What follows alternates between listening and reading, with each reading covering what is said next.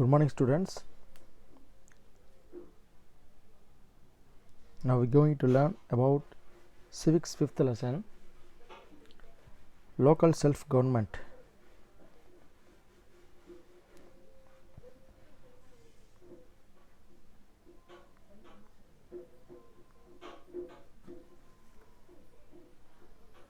Okay,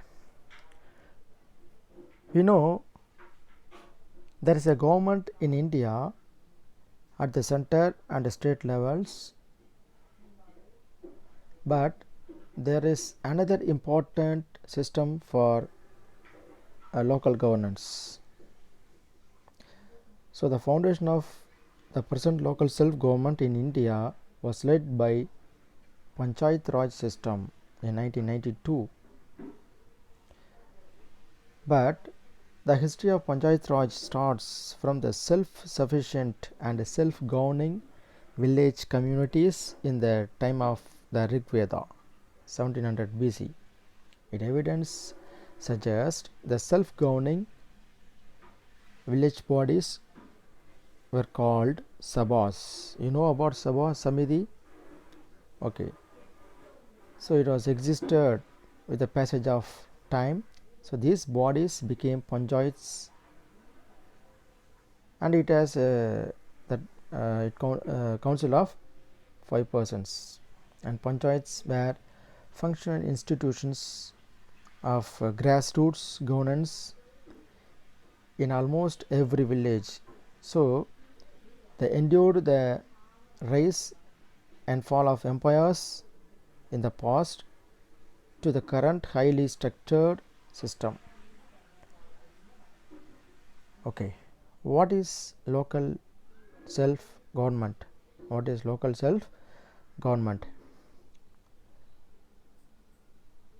Which means the local self-government implies the transference of the power to rule to the lowest rungs of the political order, and it is a form of democratic decentralization where the participation of even the grassroots level of the society is ensured in the process of administration.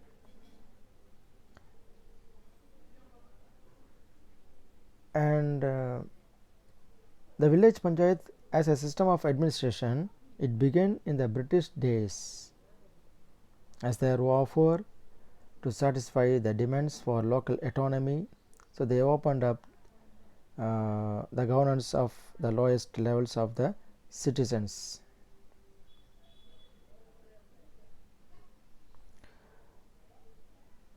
Actually, in the local self-government system was introduced by Lord Ripon, and he also known as father of local self-government. He passed a resolution of local self-government which laid the democratic forms of municipal governance in India. You know about the democratic? Yes, people's government. People's government. Okay, how did the concept of local self-government evolve in India? Yes, even though such minor forms of local governance was evident in India, the formers of the constitutions unsatisfied with the existing provisions include Article 40 among the directive principles. So the state shall take steps to organize village panchayats and blow them with such powers and authority as may be necessary to enable them to function as units of self-government. Later,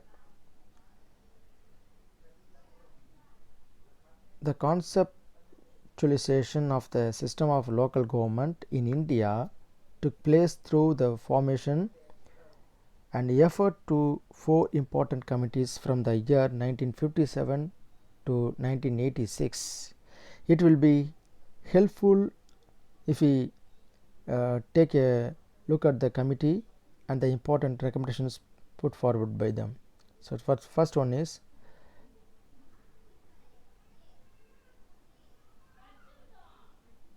Balwant Rai Mehta Committee, 1957.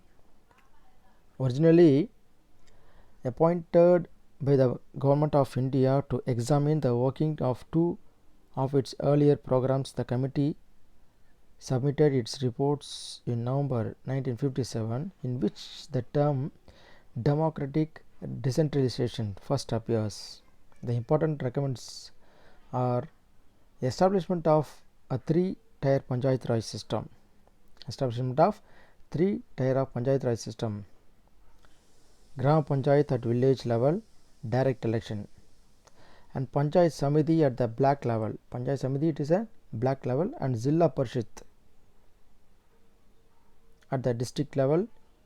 It conducted indirect election, and district collector to be the chairman of Zilla Parishad, and transfer of resources and power to those bodies to be ensured. And the existent National Development Council accepted the recommendations. However, it did not insist on a single defined pattern to be followed in the establishment of these institutions. Rather, it allowed the states level to devise their own patterns.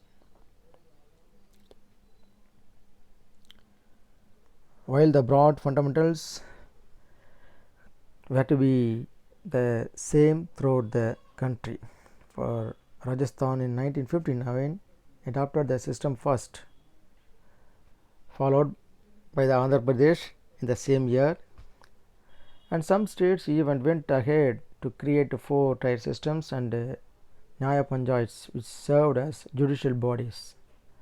And second committee, Ashok Mehta Committee, 1977 to 1978.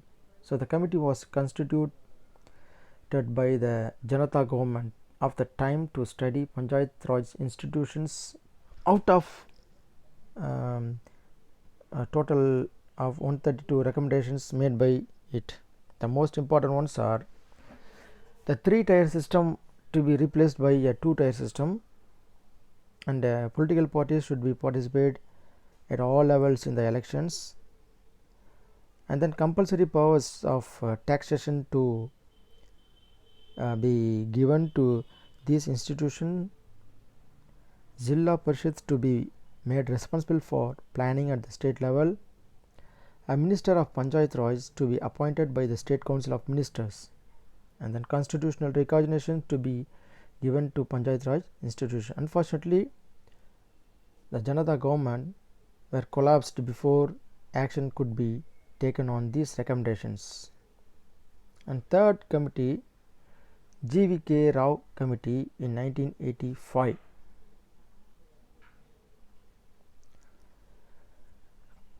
Appointed by Planning Commission. So the committee concluded that the developmental procedures were gradually being taken away from the local self-government institutions, resulting in a system comparable to grass without roots. That is, Zilla Parishad to be given prime importance, and all developmental programs at the level to be handed to it, and post of DDC, which means District Development Commissioner, district level development commissioner to be created, acting as the chief executive officer of the Zilla Parishad, and then regular elections were be held. And fourth committee, L.M. Singhvi Committee in 1986, constituted by the Rajiv Gandhi government, and revitalization of Panchayat Raj system institutions for democracy and development. Its important recommendations are constitutional recognition for PRI institutions, Nyaya Panchayats to be established for clusters of villages, though the 64th Constitutional Amendment Bill was introduced in the Lok Sabha in 1989 itself. Rajya Sabha opposed it. It was only during the Narasimha Rao government's term that the idea finally became the reality in the form of the 73rd and 74th Constitutional Amendment Acts. And next, Panchayat Raj system under 73rd and 74th Constitutional Amendment Acts 1992. The Acts of 1992 were added two new parts 9 and 9A to the Constitution, Part 9 and Part 9A. It also added two new schedules 11 and 12, which contains the list of functional items of panchayats and municipalities. It provides for three-tier system of Panchayat Raj in each and every state. So at the village, intermediate and district levels. And next, what are the panchayats and municipalities? The panchayat and municipality are the generic terms for the governing body at the local level. So both exist as a three-tier systems at the lower, intermediate and upper levels. The 73rd Constitutional Amendment Act provides for a Grama Sabha as the foundation of the Panchayat Raj system. It is essentially a village assembly, and it consisting of all the registered voters in the area of Panchayat. The state has the power to determine what kind of powers it can exercise and what function it has to perform at the village level. And the 74th Constitutional Amendment Act, it provides for three types of municipalities. That one is Nagar Panchayat, Municipal Council and Municipal Corporation. So Nagar Panchayat for a traditional areas between a rural and urban area, Municipal Council for a small urban area, and Municipal Corporation for a large urban area. So the municipalities represent urban local self-government, and most of the provisions of the two acts are parallel, differing only in the fact so that they are being applied either a panchayat or municipality respectively. And each Gram Sabha is the meeting of a particular constituents called ward. You know about ward? Yes. So each ward has a representative chosen from among the people themselves by direct election. And the chairperson of the panchayat or municipality at the intermediate and a district level are elected from among these representatives at the immediately lower level by indirect election. And next important part, types of urban local government. So there are 8 types of local urban governments. First one is municipal corporations, second one municipality, and third one notified area committee, fourth one town area committee, fifth one cantonment board, sixth one township, seventh one port trust, eighth one special purpose agency. How are the elections held in the local government bodies? So all seats of representatives of local bodies are filled by people who are chosen through direct elections, and the conduct of elections is vested in the hands of the State Election Commission, and the chairperson at the intermediate and district levels shall be elected indirectly from among the elected representatives at the immediately lower level. At the lowest level, the chairperson shall be elected in a mode defined by the state legislature, and then the seats are reserved for SC and ST proportional to their population. So out of these reserved seats, not less than 1/3 shall be further reserved for women, and there should be a blanket reservation of 1/3 seats of women in all the constituencies taken together too. So the acts bar the interference of courts in any issue relating to the election to local bodies.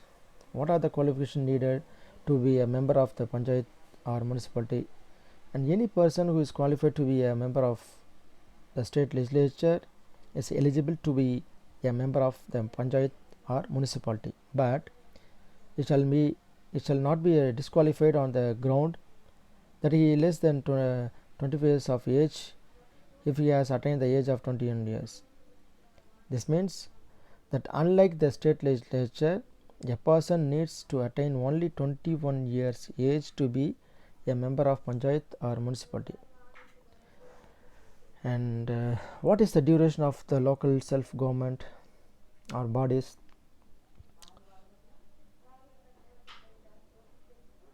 The local governing bodies are elected for a term of 5 years. Fresh elections should be conducted before the expiry of the 5-year term. If the panchayat or municipality is dissolved before the expiry of its term, the election shall be conducted within 6 months, and the new panchayat or municipality will hold office for the remainder of the term if the term has more than 6 months duration, and for another 5 years if the remaining term is less than 6 months. And what are the powers invested on these local government bodies? So the powers of local bodies are not exclusively defined.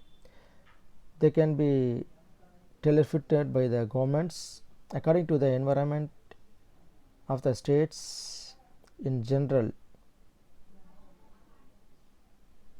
The state governments can assign powers to panchayat and municipalities that may enable them to prepare plans for economic development and social justice. So they may also be authorized to levy, collect, or appropriate taxes. Now, end of the part in this lesson. To conclude, so the local self-government is one of the most innovative governance change. It changes more process of our country has gone through. A noble idea of taking the government of a country into the hands of the grassroots level is indeed praiseworthy. Okay, students, thank you.